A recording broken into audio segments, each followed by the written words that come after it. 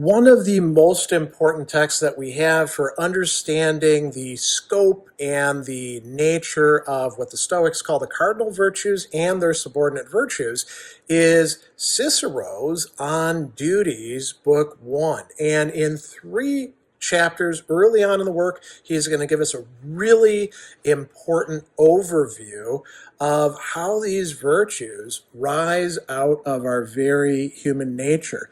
So in chapter 5, he's going to tell us that everything that is morally right or honorable, in Latin the term is honestum, arises from one of 4 sources. The first source involves full perception and intelligent development of the true, and that's connected with what he calls wisdom or prudence.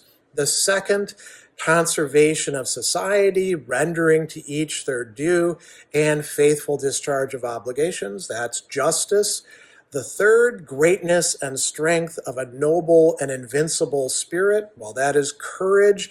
And then finally, the fourth, orderliness and moderation of everything that is said or done, and that is temperance. Now, backtracking just one chapter, he's going to tell us that, we humans are animals and we have certain drives because of that, but we also have the faculty of reason, and the virtues rise out of that. So one of them understands consequences, perceives causes, understands the relation between cause and effect, draws likenesses, that is similitudes in Latin, and connects the present and the future, allowing us human beings to survey our life and to make preparations for things. That is how we get to prudence.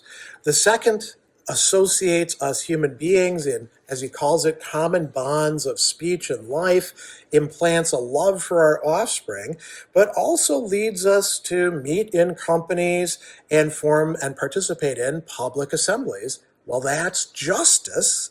Then the third, he talks about very briefly responsibility for our family members, stimulating care. That's going to be part of courage. And then finally, he says that we're the only animal with a feeling for order, propriety, moderation, a sense of beauty and loveliness and harmony. Well, that's going to be temperance.